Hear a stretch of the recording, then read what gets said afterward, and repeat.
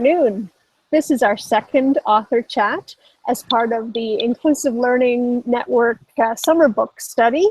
And the book that we've been reading for the last 4 years is Boni Hamilton's book, Integrating Technology in the Classroom. As a teacher of teachers, teacher candidates, this book was of interest to me, and I've been digging deeply into some of the chapters, not all of them, but throughout the summer. Today I am talking to Boni. I'm sitting on the shores of Lake Huron, about to start a long holiday weekend here, and very pleased that Boni could join us today for the second of our 2 conversations about the book. Welcome, Boni. Well, thank you. I'm excited to hear questions you have and impressions and just to have a conversation with you. Yeah, we kicked off a little bit about some of the background information, how you came to write this book. We talked about that in the first chat. And as I dug a little bit deeper into the wiki site, I was really fascinated to see the development and the structures that you have created in the wiki site to support the content of this book. How did that come to happen? Was it a project that you created on your own, or did you have some of the other expert teachers involved in this with you? Well, actually, and I haven't developed it enough. I need to work more on it, but I developed it because I had been writing a column for Library Sparks Journal, which is no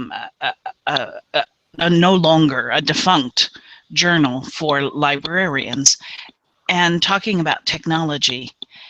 And I used a lot of websites, and print materials aren't really great for websites. And so I was using tiny URLs, and the editorial team decided that tiny URLs were misleading. So they made me use the whole URL.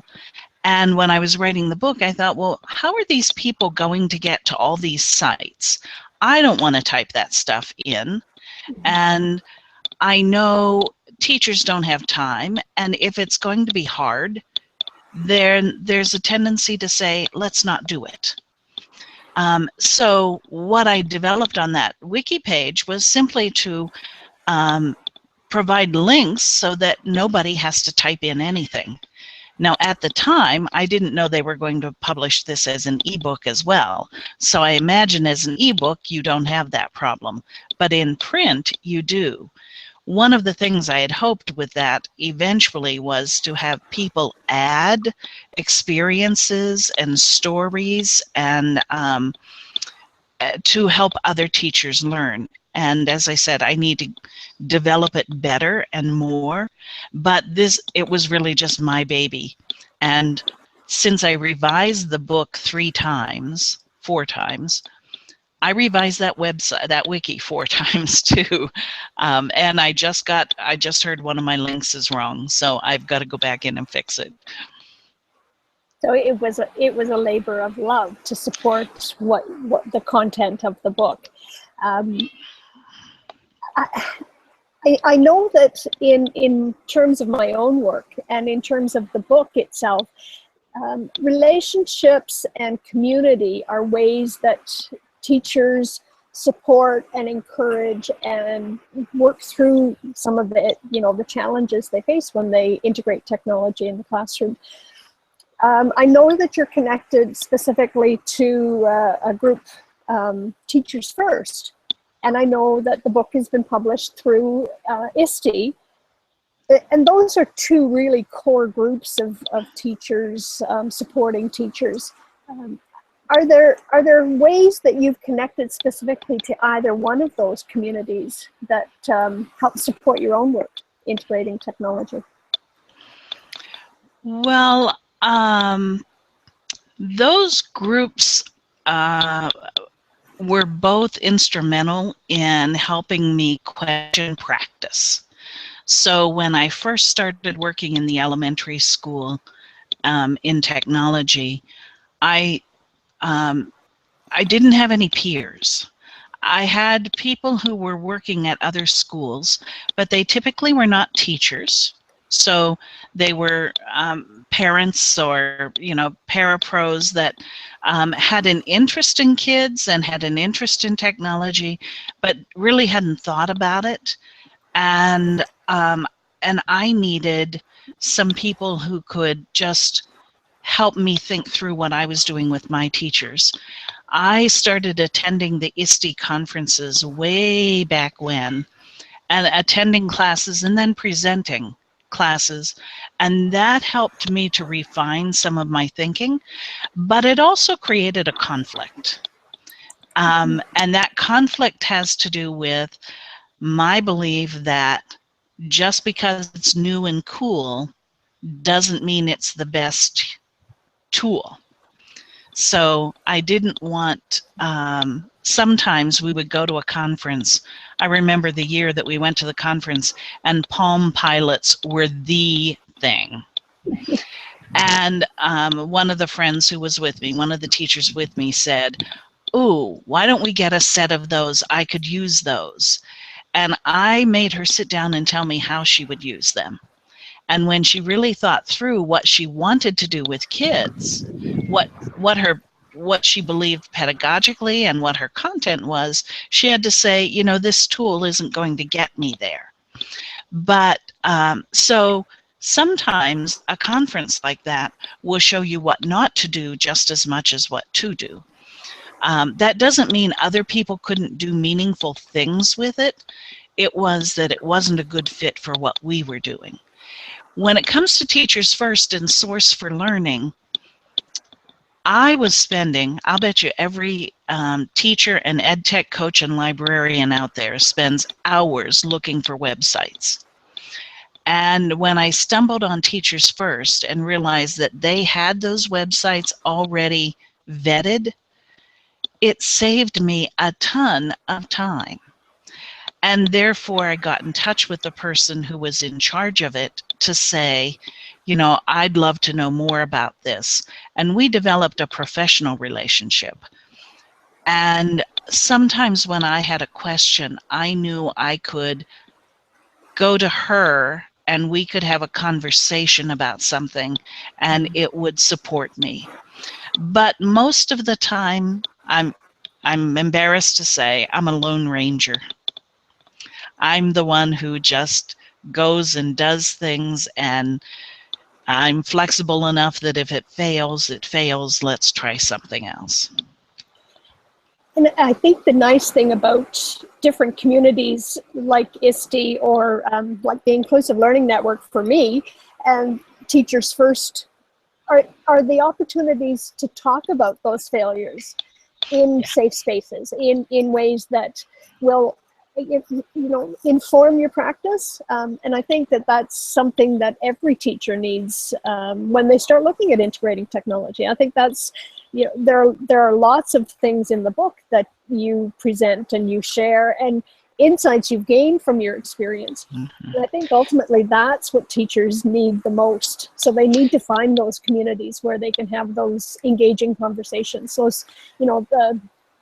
because it's not going to work perfectly every time. Oh, no. In fact, you have to be really comfortable with the fact that there will be failures, as you have to be as a teacher anyhow. But I would say it's interesting that many of the contributors in the book are people that I met through National Council of Teachers of English. So NCTE, I went to an NCTE conference, and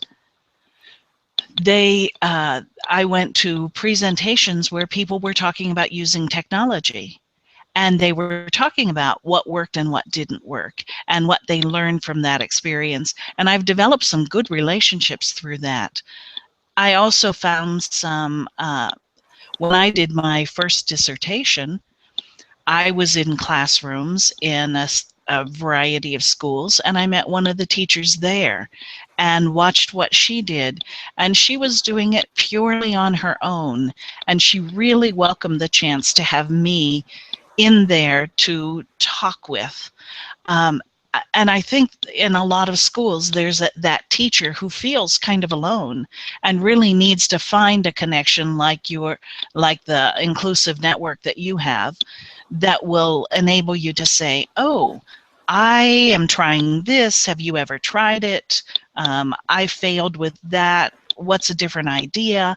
Or how can I move this further? So I think for all teachers, it's really important to have those networks. As I was reading and wrapping up my reading with the book, and I tend to, in the summertime, do a lot of reflection on my own professional practice, particularly now when I'm restructuring my courses for the coming year. This is an if you knew then what you know now question. So if you knew when you started the book what you know now, how would the book have changed, or what would the look and feel of the book be any different? Probably it would be significantly different. For one thing, I probably would have not used learning styles. Oh, I have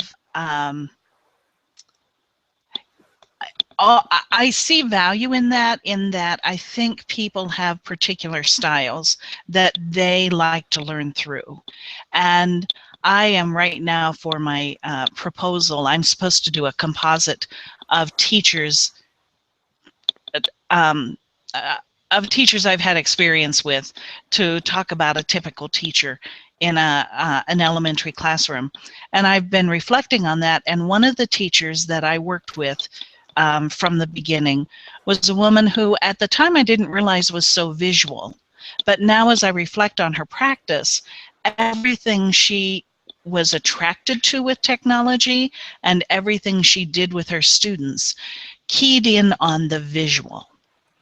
And I just had not thought about that. So I don't have a regret that I use that, but I think that I've learned a lot more about like the CREED standards for effective pedagogy, for particularly for multicultural settings.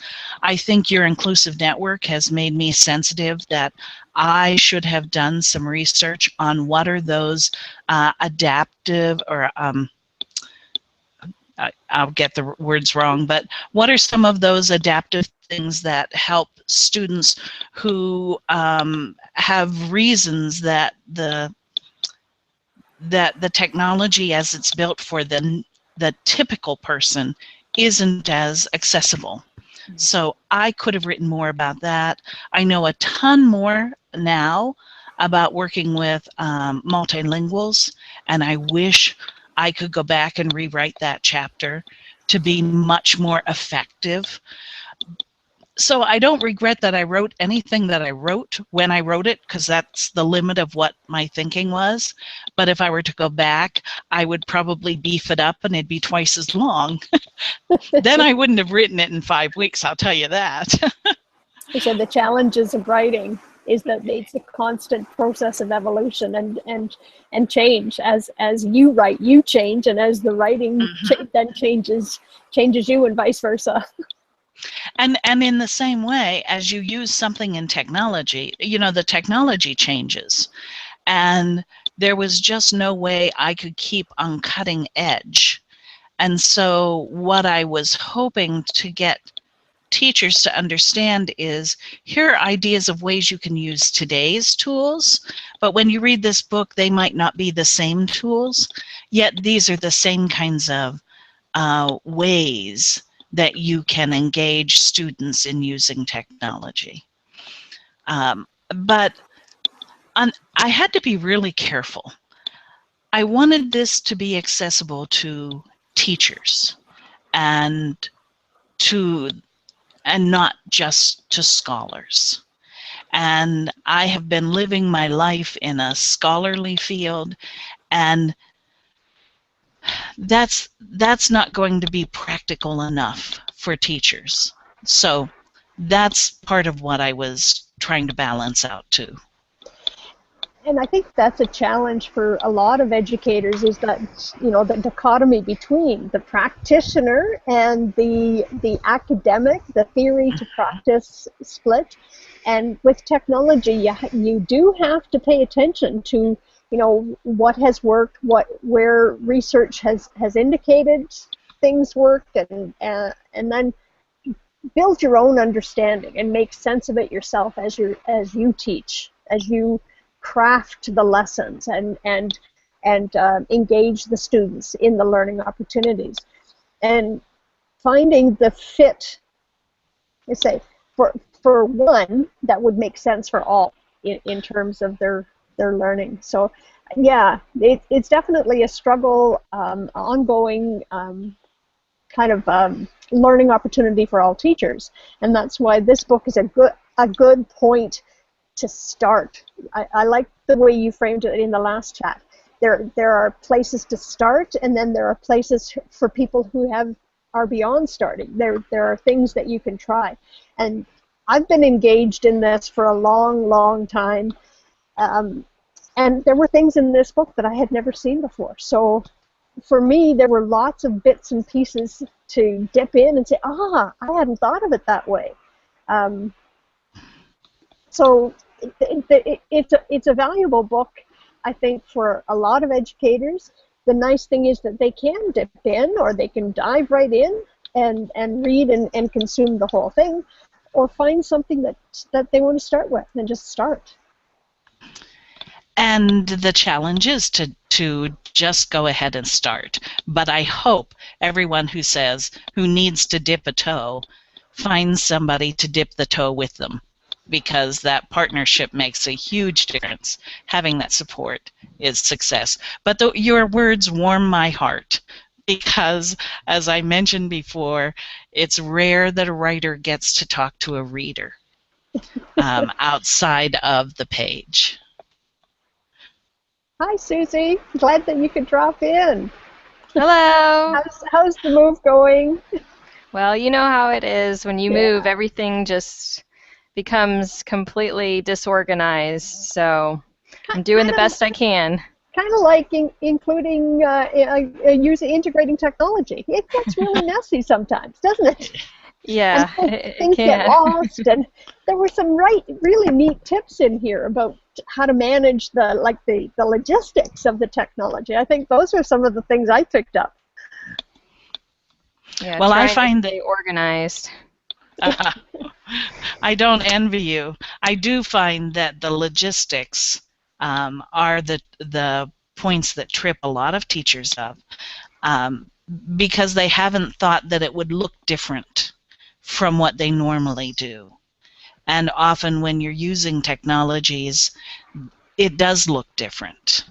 And being prepared for the kinds of things that might happen is where a more experienced helper can clue you in. Do you have any thoughts, Susie, about any of the materials, topics? Well, I'm thinking about the concepts from this book now that I'm in Houston again.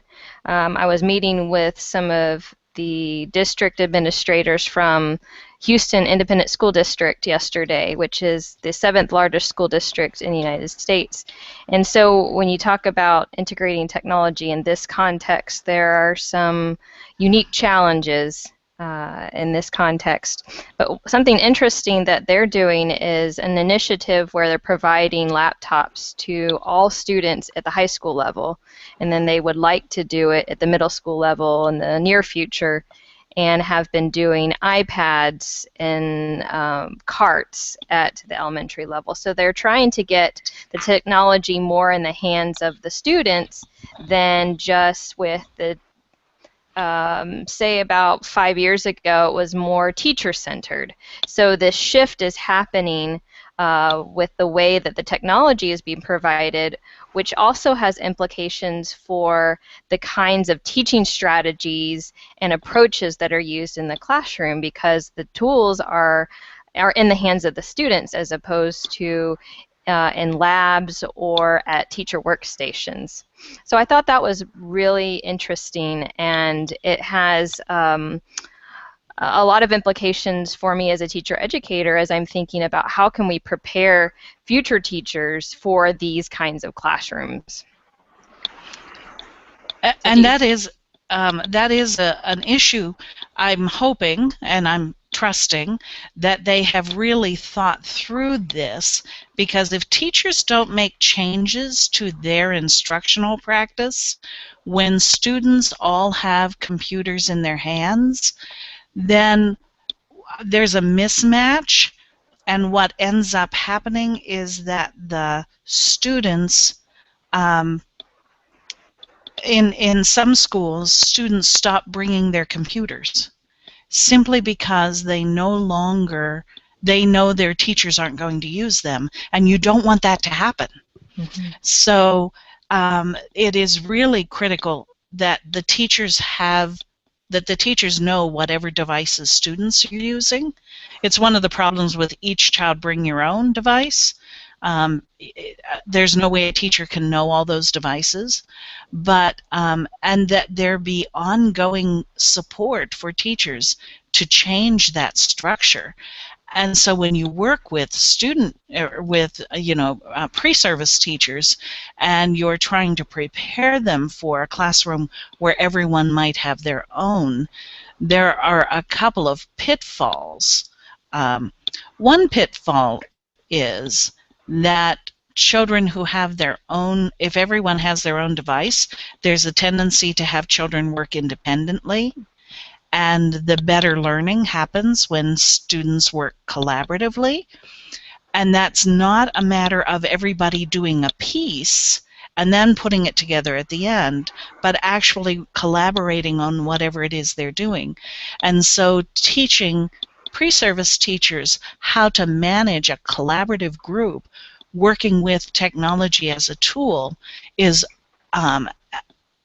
a great service to give to them. So that's one of the pitfalls. Another pitfall, and I've watched this in college classes, I have not been in schools where I have watched, the only classrooms I've been in that have been one-to-one have been elementary. But in college, what I notice when everyone brings their device is that there are a lot of people who are not engaged if a teacher is using traditional lecture. And that's when our email becomes important, and web surfing, and a number of other things. And so it's really critical that they also know that my rule of thumb was I got 5 minutes to talk, and then students had to be doing. Either that or I lost them. So those would be two pitfalls that pre-service teachers need to be prepared to address. Mm-hmm. That's good. And we can try to model that in the way that we present these strategies in the methods classes and the tech integration classes and so on. Right, right. And ultimately, you've hit on a really important point, is the experience that teachers bring to their classrooms, are the experiences and models that they experience as they're learning how to teach, or as they're beginning their teaching careers, or even as they, in for whatever stage of their careers. If they don't have models and people who are going to push those ideas a little bit further, and that's why it's really good to have connections in communities to talk through problems, people who are trying the same types of things, and always thinking that with universal design, there's a place for the technology that fits for every student, not necessarily the same way for every student. Sorry that I was late. I hope I'm okay jumping in. Absolutely, Kendra.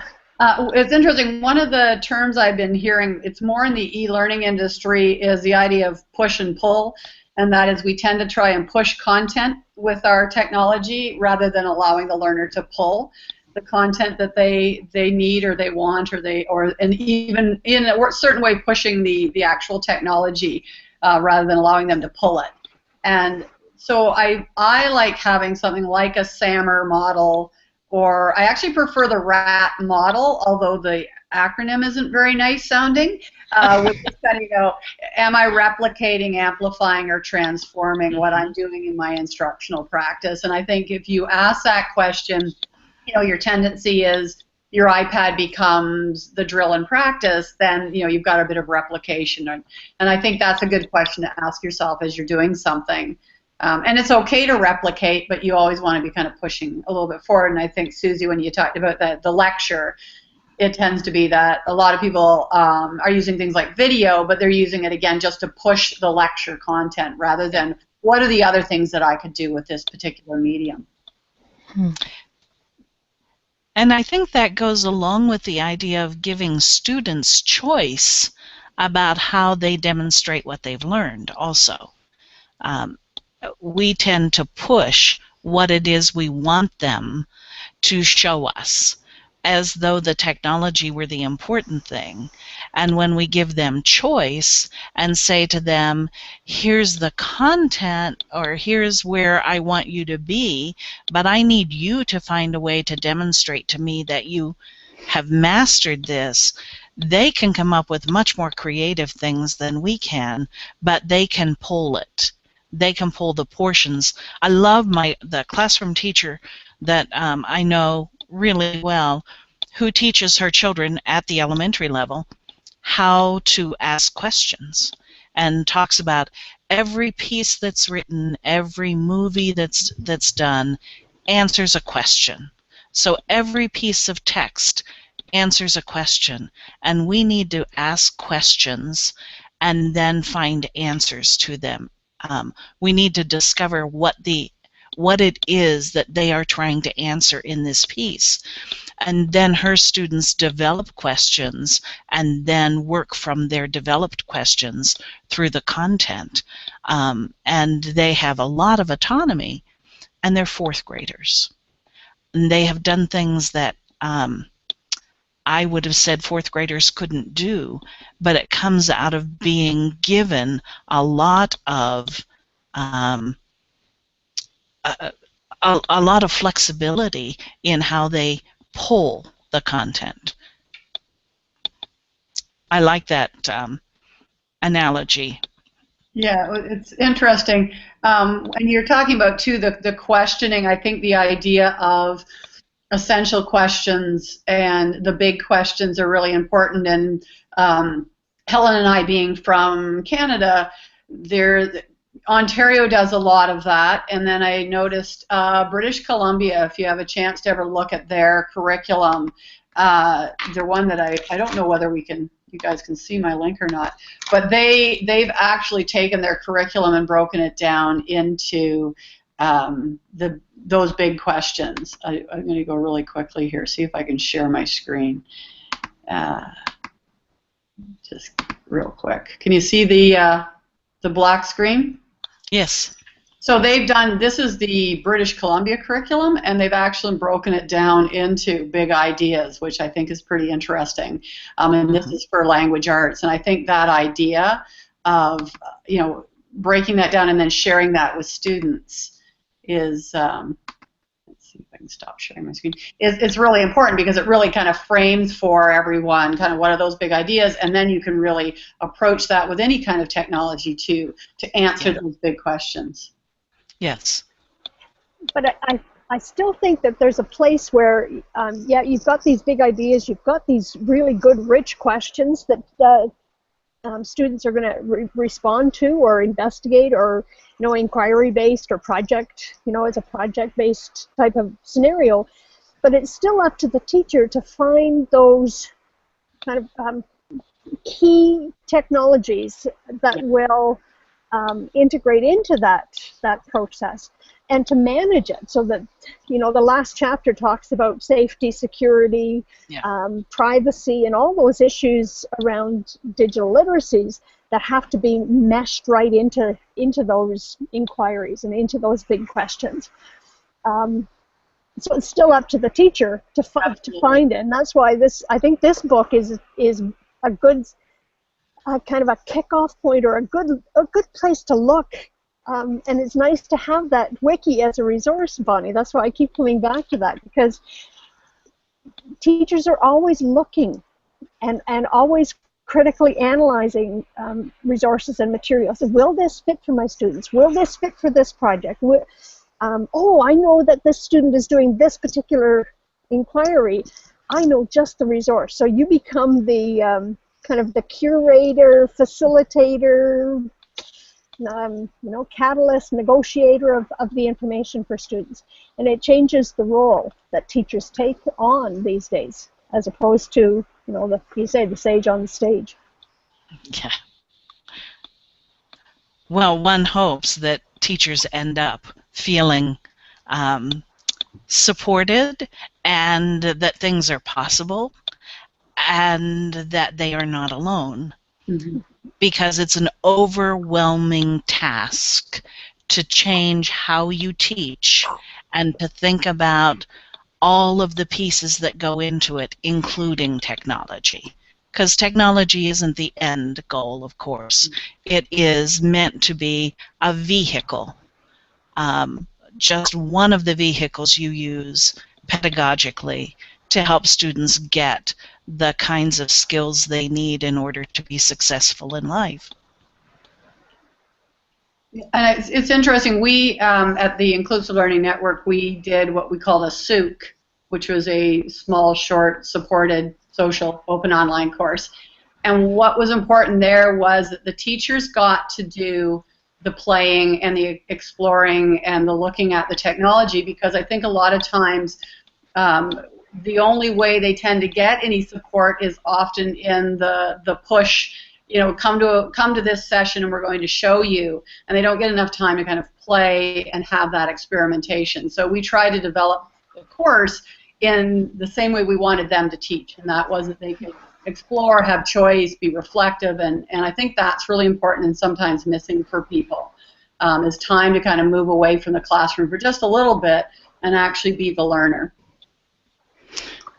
Well, And and well, that's what you were talking about with the way that we use technology with our students. I think it's also important in our own learning to be collaborative and hands-on, and as ways to learn the skills to use the technology. And you talk about that in Chapter 3. You talk about pairing up with somebody to do some planning, to do some co-teaching, to have that support when you're trying out the new tools in your classroom and trying out the new strategies. And that partnership can be the difference between feeling successful and feeling overwhelmed. So I do think it's important. And professional development too often for teachers is about pushing on them how to use a tool or how to use a particular curriculum, and not enough about hands-on exploration. And it's a wonderful way for people to learn through the hands-on. And I'll put a plug in right now. I've been joining a group of educators under the hashtag CLMOOC for the last couple of weeks, and we have one more week to go. And that's just what they do. And the connection I made from this book, I call her Grandma Sherry, because Grandma's mentioned, Sherry Edwards is mentioned in this book as one of the people you talk to, and she's actively involved with this. And it is just to build connections, a place to play, a place to explore ideas. Every once in a while, some theory is thrown in, and you think, I didn't see that one before. So, and then you go off into this tangent, and you learn something new while you're making and doing and creating and crafting. And I think that's the kind of experience all teachers need to have at some point during the school year, at the end of the school year, because their students deserve that playfulness, that tinkering, that making, that creating, that exploring. that's what coding and making is all about. Those, you know, those movements in education that teachers need to be experiencing and doing themselves. And I said, and that's why this is a good, I'm going to say it, this is a good book to start with. Yeah. To pull off the shelf or to connect to that wiki and say, here's one that I hadn't tried before, and here's somebody I'm going to try it with. Thank you. Wouldn't you say too that that administration needs to really support that as well? It's, I think, more and more because of the connectivity, teachers are now able to do their own professional learning, where before you were somewhat dependent on your district or your administrator. But I'm thinking at the administrator, I'd love for them to have the book as well, because I had an administrator at one point where they would take, I don't know how they did it, like half the school and give half of us time to do whatever we wanted to do. And I think, you know, the administrators that are innovative and think outside the box and don't say, well, no, I can't do that, and provide those opportunities kind of during the day rather than always after school or in the summer, really kind of acknowledges the importance of the technology and then allows people to play. And then the other role that I always remember is I was a teacher librarian for 9 years, and we had a document called Partners in Action. And that was, again, an opportunity for people to support each other. And I think sometimes we're siloed in education. And if we can really, it's so hard to teach in front of other people. As a teacher librarian, I did, and you get over it, but I think the idea of really supporting each other and trying things and saying, gee, that didn't work. And the one that I really like, I think it's a Japanese technique, is that you teach, 3 teachers teach a lesson 3 times, right? And you do it once and talk about it, then the next teacher, and then the next one. And I just think putting yourself out there, but really having that support of others really can kind of get you to that next level. And I had that model in one situation where a principal had me teach one of the classes. So the teachers and I co-planned during their planning time, and then one of those teachers allowed me to teach her class in the lab while all the others watched me. And then we debriefed about it. And that meant the other 3 teachers were going to teach it, and they were going to see how they could take those improvements. And it would have been even better had they seen each other teach it and continue that study, but wow, she was pressed just to do what she did.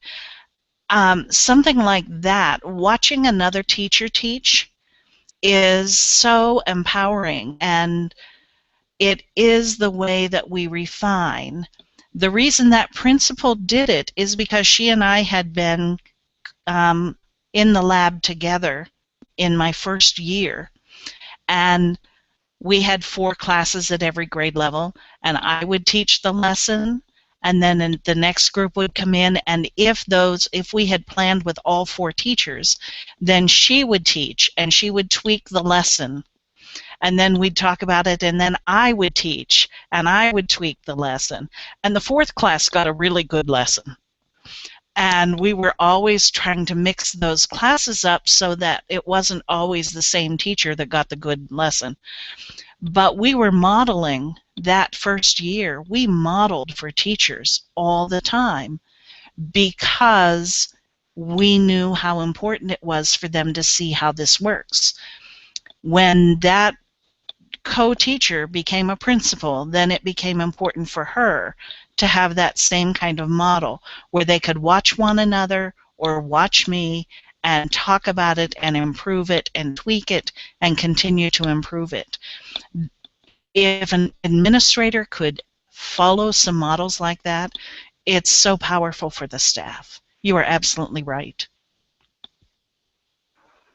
And I think sometimes we forget that administrators are learners too, and they need to be engaging in those same types of experiences as their teachers are, right along with them, or with other administrators. I think George Couros is one model of an administrator who does just that. and spends time tinkering and playing with ideas and technologies, and is willing to share it. Mm-hmm. So I'm sensitive to the time. I know that we are on summer break, and I can see behind me the sun's just cracking through the clouds, the shades and shadows of the summer. Any final thoughts, Susie or Kendra, before we say thank you to Boni for a final moment? Go ahead, Susie.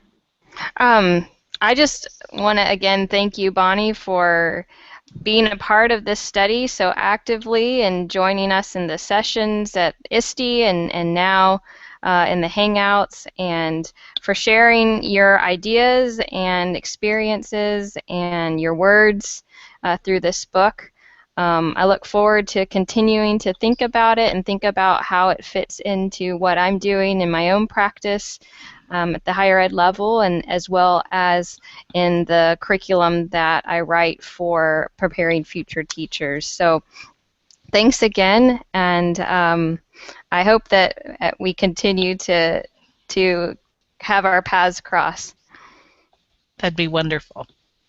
Yeah, thank you as well. And I was thinking as you're talking, Susie, perhaps we need to do a webinar or this coming year with the Inclusive Network, and we can perhaps have you join us again and speak with our members as well. And I think it's a great book for people to know about and to recognize that just because it doesn't have special ed or UDL across the cover doesn't mean that the application can't really help you deliver that type of learning. So thank you, and especially during the summer, for taking the time to come and speak with us. Well, thank you for the opportunity to tell people about the book and for the endorsement that says it's a worthwhile read. Thank you so much for inviting me. I would love to cross paths with you over again and again. This has been a rich experience for me. And I'll extend my thanks from the sunny shores of the lake side to all of those who may be watching or will watch later. Enjoy the book, dip in, dive in, swim through it. There's lots to integrating technology in the classroom. Thank you very much, Boni. Thank you.